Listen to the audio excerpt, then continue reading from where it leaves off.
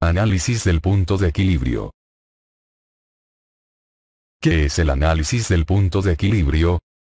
Este análisis consiste en determinar cuando una empresa se encuentra en una situación de cero ganancias, o bien, de cero pérdidas. Es decir, cuando sus ingresos son iguales a sus costos y gastos.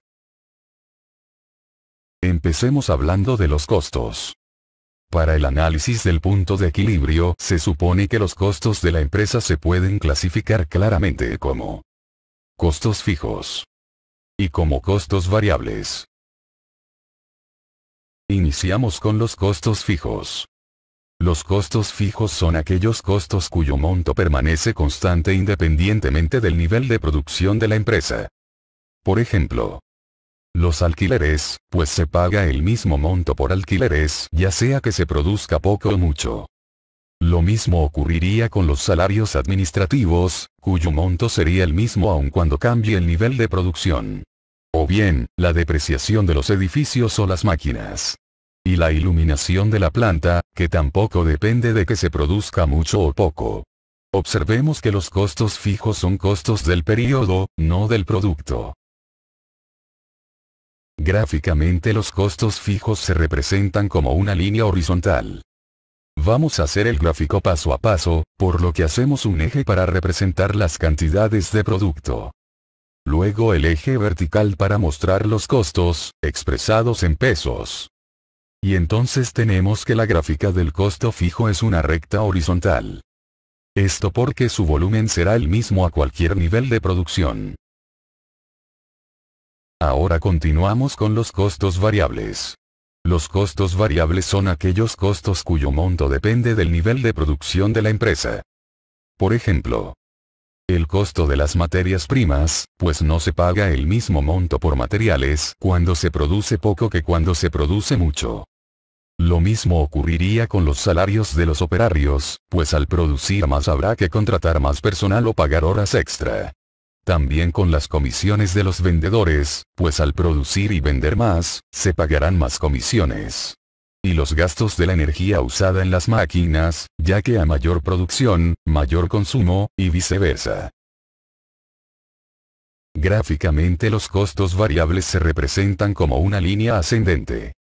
Primero hacemos el eje de las cantidades. Y luego el eje vertical en el que tenemos los costos. Y entonces, el costo variable será esta recta ascendente. Esto porque su volumen será mayor si el nivel de producción es mayor, y será menor cuando se produzca menos. Algebraicamente los costos variables se representarán como sigue. El costo variable total será igual al costo variable unitario multiplicado por cantidad producida. Simbólicamente podemos representar la expresión anterior como CVT, igual a, CVU, por, Q. Donde el costo variable unitario se presenta como CVU. Y la cantidad producida se representa con la letra Q. El costo variable unitario se relaciona con el costo de los materiales. Ahora hablaremos de los costos totales. Los costos totales son la suma de los costos fijos y los costos variables a cada nivel de producción de la empresa. O sea, los costos totales son iguales a los costos fijos más los costos variables. En forma abreviada. Z igual a CF, más CV. Donde los costos fijos se representan como CF. Y los costos variables se representan como CV. Gráficamente los costos totales se representan como una línea ascendente que parte de los costos fijos. Hacemos los ejes de nuevo, el horizontal y el vertical. Vemos esta recta ascendente que representa los costos totales, que se componen de costos fijos y costos variables. Esto porque su volumen es la suma de los costos fijos más los costos variables. Algebraicamente los costos totales se representarán como costo total igual a costo fijo más costo variable. Como ya sabemos que el costo variable total, CVT, es igual al costo variable unitario, CVU, multiplicado por la cantidad producida, Q. Entonces podemos expresar también los costos totales como costo fijo más costo variable unitario por cantidad producida. Continuamos con los ingresos. Los ingresos se derivan de las ventas. Si la empresa vende un único producto, entonces los ingresos serán equivalentes a el precio por la cantidad vendida, que abreviadamente representamos como IT igual a P por Q. Gráficamente los ingresos se representan como una línea ascendente que parte de cero. Otra vez hacemos el eje horizontal para las cantidades y el eje vertical para los ingresos. Y entonces la gráfica de los ingresos parte del cero y va ascendiendo conforme aumenta la cantidad producida y vendida. Esto porque los ingresos serán mayores conforme más se venda. Entonces podemos decir que el punto de equilibrio es aquel punto donde los ingresos y los costos son iguales. Es un punto donde las ganancias, o las pérdidas, son iguales a cero. O bien, que el ingreso total es igual al costo total.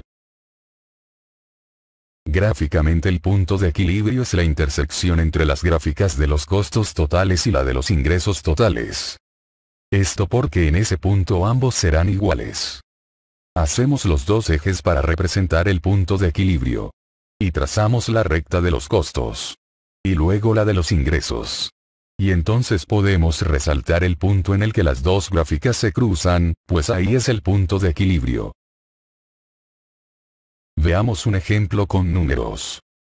Una empresa tiene costos fijos mensuales de 30.000 pesos.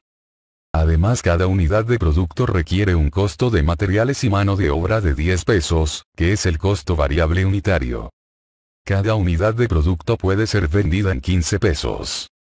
Entonces, ¿cuál es el punto de equilibrio? Obtengamos primero los datos del problema. El costo fijo, representado como CF, es de 30.000 pesos. El costo variable unitario, CVU, es de 10 pesos. El precio de venta del producto, representado por P, es de 15 pesos. Lo que se busca es la cantidad que permite que los ingresos igualen a los costos totales, la cual representamos por Q y que por ahora no conocemos. ¿Cómo se resuelve este problema? Vamos a aplicar una sencilla fórmula. La cantidad del punto de equilibrio es igual al costo fijo, dividido entre el precio menos el costo variable unitario. Entonces, aplicando la fórmula tenemos lo siguiente. Sustituimos los datos en la fórmula. O sea, el costo fijo de 30.000 pesos. El costo variable unitario de 10 pesos. Y el precio de 15 pesos. Entonces aquí tenemos la fórmula del punto de equilibrio de nuevo. Entonces sustituimos el valor del costo fijo, que es de 30.000. Sustituimos el valor del precio, que es de 15. Y sustituimos el valor del costo variable unitario, que es de 10. Ahora calculamos primero la resta de 15 menos 10. Queda 5. Y finalmente, dividimos 30.000 entre 5. Que nos da 6.000. ¿Qué significa este resultado? Primero vamos a decir que es necesario producir y vender 6.000 unidades por mes para que los ingresos igualen a los costos. También, podemos decir que si se producen y venden más de 6.000 unidades, se tendrán ganancias. Y que si se producen y venden menos de 6.000 unidades, se tendrán pérdidas.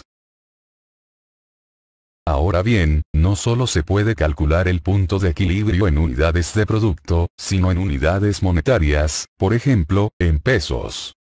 Lo que se hace es sustituir la cantidad calculada en la función de costos o en la de ingresos. Empleando los datos del ejemplo.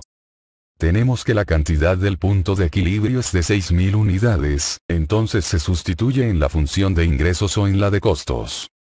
En la ecuación del ingreso total, tenemos que multiplicamos el precio por la cantidad, o sea, 15 por 6.000, que da 90.000 pesos. En la ecuación de los costos totales, que es costo fijo más costo variable unitario por cantidad, entonces será 30.000 más 10 por 6.000, que también da 90.000 pesos. O sea, que el punto de equilibrio en pesos es de 90.000. En este caso, para ilustrar se sustituyó en ambas funciones, pero no es necesario, pues siempre darán igual. Para representar gráficamente el punto de equilibrio, se sustituyen los valores de las funciones y los valores calculados. Específicamente, el costo fijo de 30.000 pesos. La cantidad de 6.000 unidades de producto. Y en unidades monetarias de 90.000 pesos. Entonces, hacemos los ejes de las cantidades. Y de los ingresos y costos. Y trazamos la función de costos, que parte del costo fijo de 30.000. Y luego la función de los ingresos. Y en la intersección tenemos que ahí van las 6.000 unidades de producto. Y en el eje vertical los 90.000 pesos. ¿Cuál es la utilidad de este análisis? Ahora estamos en capacidad de agregar algunos aspectos más sobre la utilidad de este análisis del punto de equilibrio, como son: evaluar la capacidad productiva. Tomando como base el ejemplo anterior, construimos la misma gráfica anterior, solo que con las cantidades en miles, por el punto de equilibrio está en 6, o sea, 6.000 unidades. Entonces, ¿qué pasaría si la capacidad productiva de la empresa fuera de tan solo 5.000 unidades? Lo vemos en la gráfica.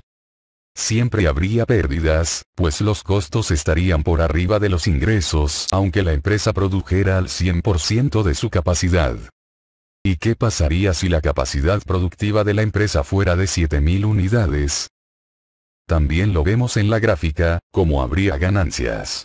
Pero el margen para obtener ganancias sería muy limitado. La empresa puede apoyarse en los resultados de este análisis para tomar decisiones relacionadas con el incremento de su capacidad de producción. Otra razón por la que este análisis del punto de equilibrio es útil, es para estudiar el efecto de cambios en los costos de producción. Suponga los siguientes eventos: un aumento en los costos de las materias primas. O un alza en los gastos administrativos. O bien, un incremento en los gastos por alquileres. En cada caso puede determinarse cómo se afecta el punto de equilibrio y con base en esa información tomar las decisiones necesarias. También este análisis puede servir para tomar decisiones de comprar o producir. Una empresa puede evaluar la opción de comprar una pieza a un proveedor o producir por sí misma esa pieza.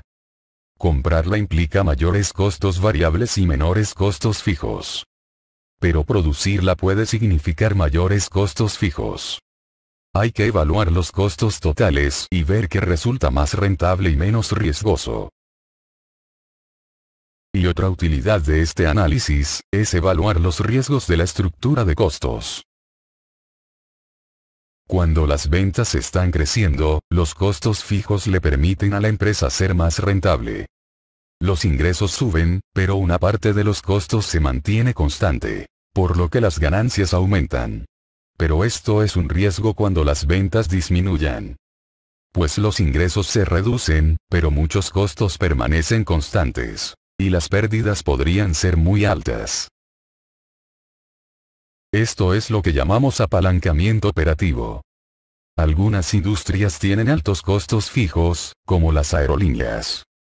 Por eso después de los atentados terroristas de septiembre de 2001 muchas de estas empresas afrontaron problemas financieros, debido en buena medida a sus altos costos fijos.